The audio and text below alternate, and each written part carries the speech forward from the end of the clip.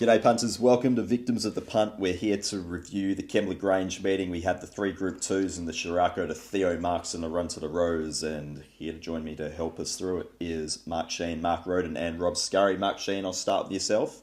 You saw him well in the previous show. Did you have a overall successful day? Yeah, got away with something, mucked a few races up, but got away with the result at Kembla again. Luckily, they're racing there because my figures at Rosehill aren't good, so I'm happy they're out at Kembla. And we'll get to the week ahead, obviously, towards the end, but a little bit of rain forecast for Randwick, as per usual, by the sounds. It seems like every time we've got a Randwick meeting on Saturday, there seems to be some rain floating around your way. Mark Rhoden, welcome. The weekend for yourself, how'd you find it? No, I struggled a bit. I got a couple of races wrong. I didn't do too much damage across Kembla and Goulburn, but it had been quite a good week, but just finished slightly behind on Saturday, unfortunately. But I thought there were some reasonable performances on a pretty fair track. Yep. And Rob Scurry, welcome to you. We will get to the last race, but Love Tap, just a quick word on one of your old favourites. Well, I'm glad I had something on him, or I would have, been headed for the gap. It was, look, Kingshire was gone on the corner, and I was praying that it would hold on, and it did. Always been a good looker, and I think I backed it. I'd still be down on the units probably, but it was good to get away with something. I thought the track played really, really well. Like Exceltic in an early race, like circled from last and just about got there, so you could kind of win from anywhere, I thought. Okay, let's have a look at race 5. We'll go through races 5 through 10. Race 5 with Dulcify. The favourite was Tiger of Malay. It's run second there off an even tempo because Giannis stalked it and managed to run over the top of it late. Royal Zell was third there, but the even tempo. Rob, I'll start with yourself. Looking at him on the limited parade that you have and going into the race, what did you make of this bunch? Look, Tiger and Malay, he paraded very well again. It just seemed just a little bit short for me with what might be a dodgy map, but it turned out J-Mac, I think it was J-Mac who was riding it, did really well and got him in a beautiful spot, and I thought he was going to be the winner. I was on Royal Zell, who actually I got a bit excited around the corner. I thought that was going to be right in the finish. It was just a bit weak late, I thought, for the run he had, and big odds were still available. Male plotter Aaron Quer ran 4th, so he's showing something towards the spring champion. Reminds me a bit of a horse called Hampton Court, who was also a bit of a plotter, but turned out to be a Group 1 winner in the spring champion, beating First Seal. Yep. Mark Shean, your thoughts here on the 3-year-olds? I think the winner just got into a good spot. He jumped and put himself into the race a bit better than he had in his previous couple of starts. Tiger and Malay just had to do that little bit of work early, and I think just having the drop on him in the run probably meant the difference at the finish. They're probably in the B grade, gloaming sort of champion stakes group. Whether Tiger and Malay will actually stretch to that distance, still probably a little bit of a question mark. Thought Anamoe was good from the back, just got in a very awkward spot from the 800, and I agree with Robbie, looks more like a spring champion sort of type. Away from that, pretty ordinary race. I think Solid Impact, very stirry in the yard before the race, bit keen in the run, so it probably was set a task going to that 12 to 15. He may improve if he settles down in the yard before his next run, so a bit of a question mark over him. But Giannis was first up 1,500, so hard to knock. Yeah, exactly. Mark Rhoden, does anything stand out here to you? Not particularly. I thought, Giannis jumping well was the key to the result anyway. He was always going to be in the finish after he jumped that well and took up such a good position. Silent Impact handed up to the stablemate, AC Express, which allowed Tiger of Malay to get in, which I hadn't forecast, and I thought he'd probably win after getting that run, and therefore I thought he was really disappointing, to be honest. I thought he was better than that outside lead in a really soft pace, and wasn't able to hold off Giannis, and actually looked under pressure as soon as they straightened, really.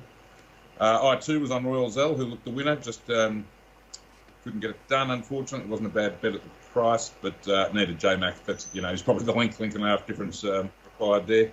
But, very much B-grade. Zana Kerr's run on again. I mean, like I said, they're not much good. Giannis has probably got upside because he was first up. And Anamoe probably wants further. And also, you're not going to have to be very good to win those second-class 3-year-old races from here on in either. Yep. Okay, let's have a look at the Sheraco Stakes, Group 2, over the 1200. Even tempo here, 1.8 lengths fast to the 600 on Punting Form's data. The favourite, Entriviere, has managed to just, again, it's proved it's too good for the rest of them. Fatous was second, coming from behind, back in the field. A couple of big splits there on the way home. Marbusha field third. Rob, have you managed to see this horse in the flesh so far? Yeah, I saw it the day it got beaten when I think Rhoden got a great price about it, and it just got done by maybe Marbusha might have beat it that day. I can't quite remember, but it ran second at a Randwick meet. Yeah, it's a nice type, and it seemed to look really good on the tally, and they came for it. And I can't get anything out of this Written Beauty. She seemed to be pretty good in the parade, but she's raced, I thought, a bit fiercely. I don't know what they're going to do with her. She's got ability, but she's got a bit of a mind of her own. But the winner's just genuine. Should be able to go up and trip in a race like whatever it used to be, the Storm Queen or whatever it's called, the 1600 metre race that Elise won. That might be right up her alley. And if she gets a soft track, or it's likely will be a soft track at Randwick, even if it doesn't rain, it'll probably be soft. That's a race that she looks like well set for. It was Fasika, Rob. Fasika knocked it off in the Sapphire Stakes. Oh, I remember. Off a terrible trial. Looked $1 million, and I saw the trial, and I was like, I couldn't back it off the trial. Never again look at trials. All right, Mark Shean, your thoughts here on the Sheraco? You able to follow anything out of this race? I did think the track was starting to cut up on the inside by about this stage, so I think the winner ended up in the right spot.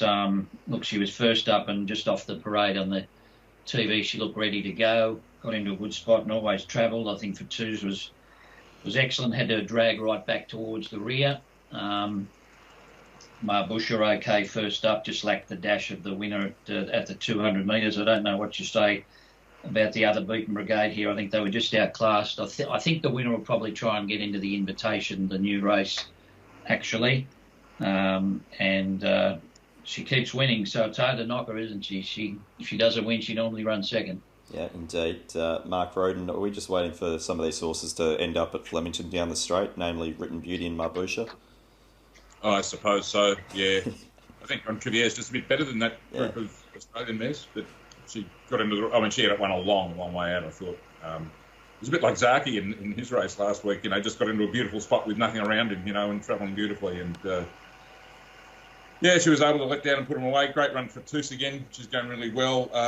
Just looks to be a racing style now. So just going straight back and or going back for cover at the very least, which can prove costly results-wise, but she is certainly racing well. And, I'm pretty much done with the rest of them. I'll just turn up with that.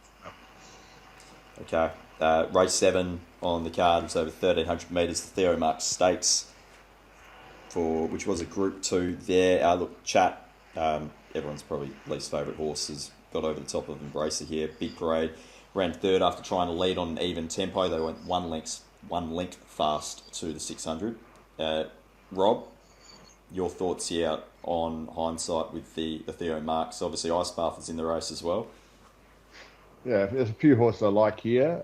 Look, I got a bit lucky because I thought Big Parade was a good thing here, and hats off to Mark Shean on the preview saying he's a worry.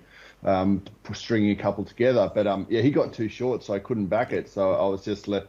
It was as a stay-out race. I think Private Eyes are forgive. As you said, it's an even pace. Embracer looked the winner at the 300. I thought he was just sitting on it, Regan, and you could see the favourite was in trouble. We'll just wait for Ice Bath. She'll go around again, and maybe she's the bit of a competition for their Kiwi mare. Certainly on a softer track. I think they might put, that might be a decent race. Yep, Mark Shean, how do you see this race? Well, what do you make of the format of this race? Chat was pretty disappointing the start before when he sat just in behind them in a slowly run race. The tempo was pretty similar on Saturday. And then he's come down the outside with an apprentice on no claim and gets the money. So this could just be put the pen through the lot here. Big Parade doesn't run too alike. Private Eye, to my eye, looked like he got a bit sweaty again, which is not very good for him.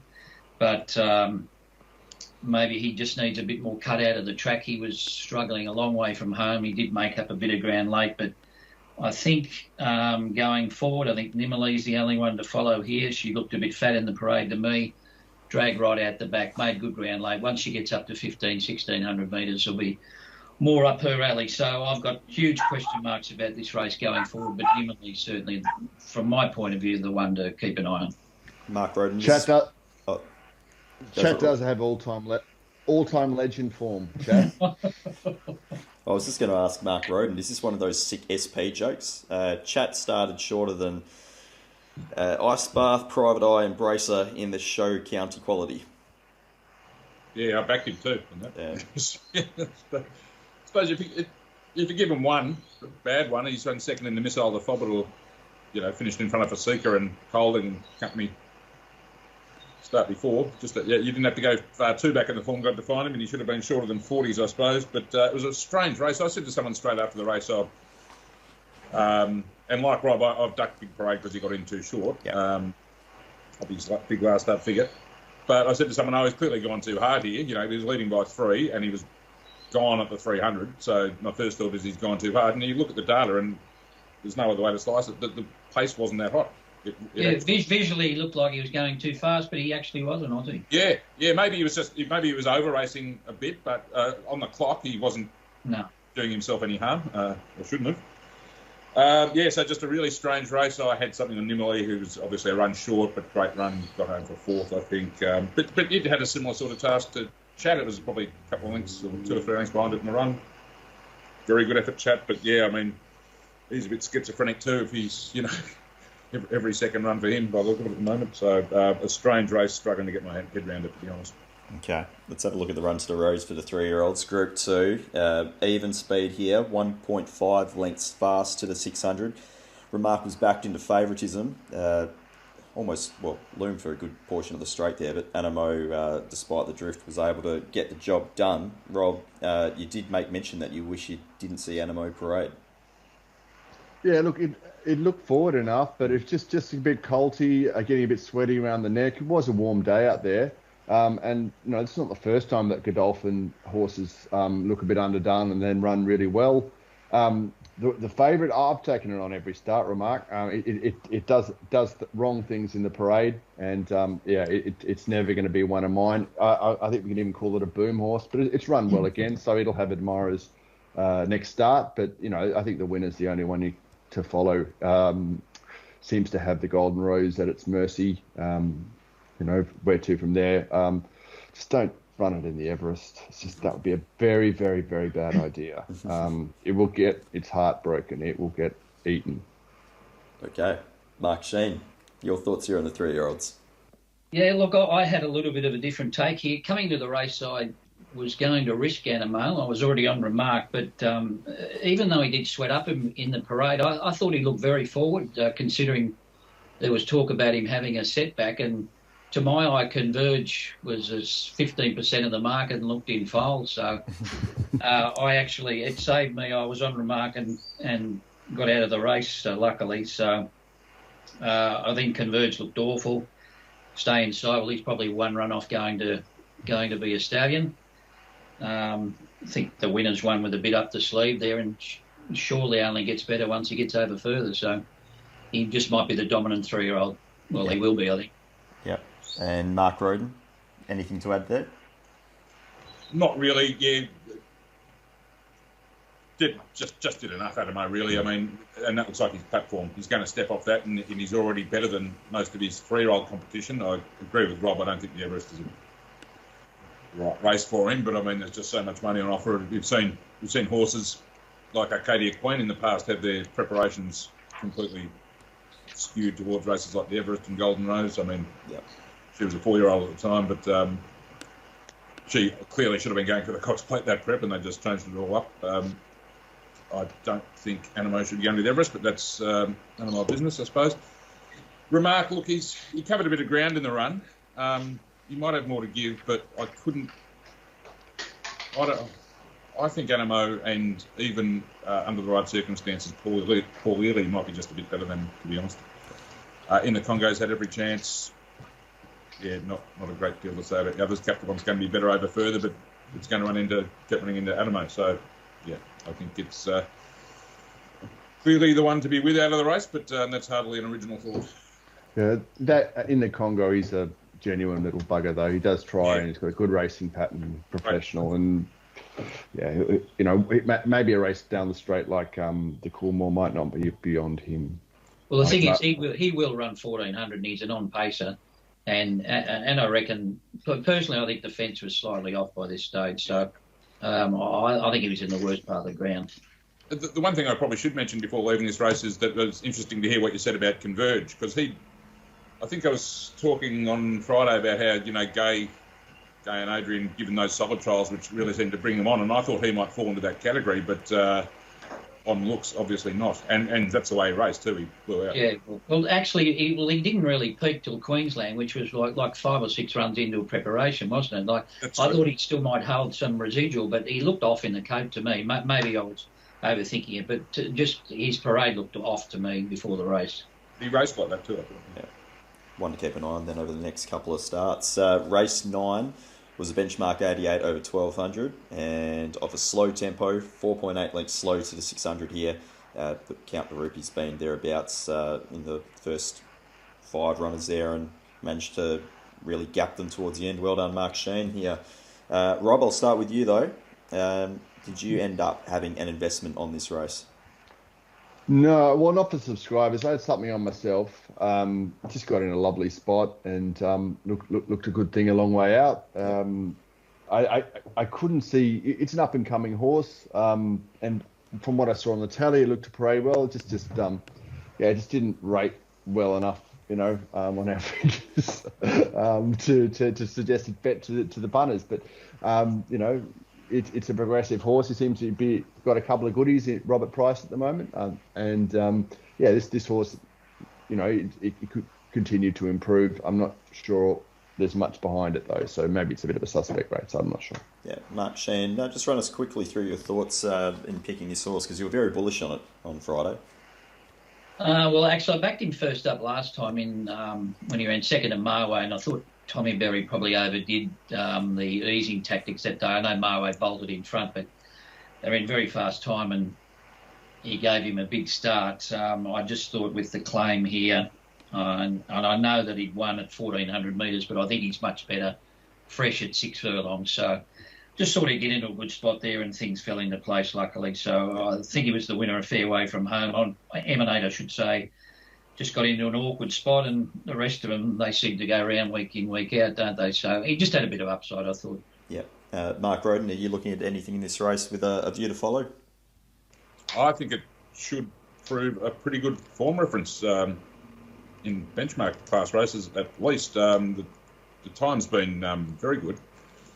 I mean, it's run faster time than Anamoe and better last 400, better section. So it's gone super, and some of the ones behind it might be worth following too. I had something on Zushak, first up for the new stable, who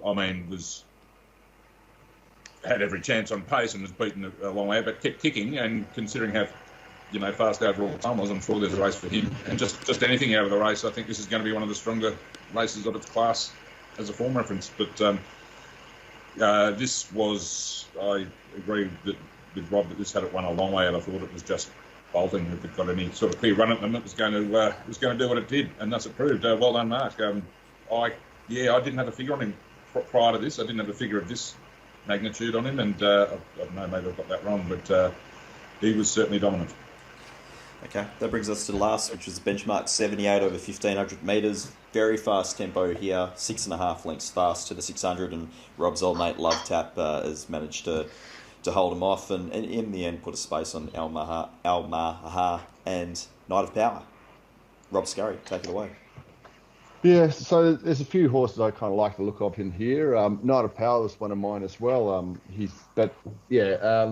I kind of stuffed up the units for the punters, so it's just more of a saver for Love Tap than a winning result. But yeah, look, he's a lovely looking horse out of this Boom Stallion. I was speaking to Mark Rhoden about it a couple of weeks ago. I was like, I've got this horse on type as wherever it's going to turn up. If it's turning up in a benchmark 70-odd race, it's got to be a bet. Just because on type it looks like a group horse, and maybe it is. I heard Richard Friedman after the race saying it's got, it's a real baby in the head. But yeah, I've seemed to have backed it every start, and I'm about square on it, I guess. But yeah, King Shear, maybe fresh only. He was gone on the corner. Mark Shean saying that the inside was off, but yeah, he made it hard for Brooksfire by kicking up, pushing that horse out 3 wide. I thought it was a good ride, and I knew Brooksfire was dead in the run, but King Shear weak as water, and Nash kept this horse going, and he's probably got a future, but he's a bit tainted to me. I don't know quite how to approach him. Okay, Mark Shean, what are your thoughts here on the winner and the beaten Brigade? Yeah, well, he won the Gloaming last year and started one of the favourites in the Champions Stakes, didn't he? He'd lost his way a little bit, but he did have a tough run, I suppose, at Randwick, where he sat 4 wide in a limb and blinkers went on. So I suppose if you went looking for him, you probably could have found him. Unfortunately, my love affair with him had ended about 11 months ago when I was on him in the Spring Champion at the big odds. Brookspear I was on, it was a horror watch. He got 9-2 there when was looking very sick in the run and dropped out. I thought Monagal wasn't too bad from the back, a long way out of its ground, but yeah, I think winner went well. He stepped up, and if maybe the blinkers have switched him back on. Yeah, Mark Rhoden, just quickly looking at his history here on Punting Form, his best performances have clearly been on fast tempo races when he's been on speed. I know he's settled back in the field in a couple of fast tempo races and hasn't fired at all, but that seems to be his go, doesn't it? Just put him on speed with a genuine tempo. Definitely. And this was another one who, was going to win a fair way out. He was just had a perfect drop on Academy. I think it was running them along a little bit. And he's gone really well as well. I mean, you compare the raw time of this to the Dulcify. He's run 1.3 something faster than it.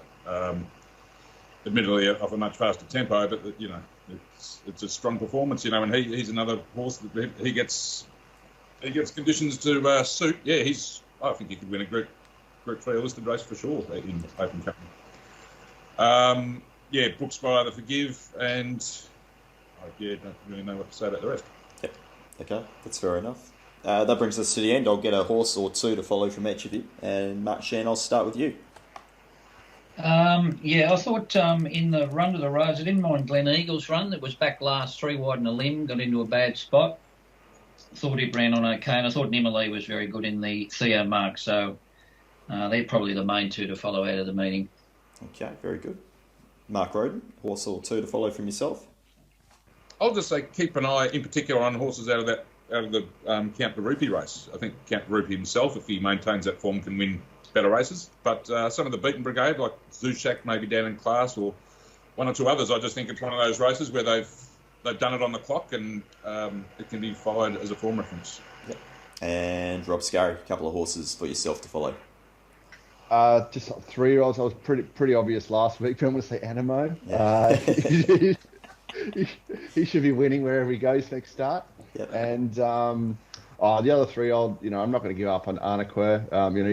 He's on type. He's a good horse. And maybe, I'll get my Spring Champions money back this year. But on that Spring Champions, you got to watch that when the rail's out on that turning track. I didn't think of that last year, but that was one of the reasons why Love Tap was absolutely none. It was just they just turn. You can't get in, and just barrier is crucial. Anyway.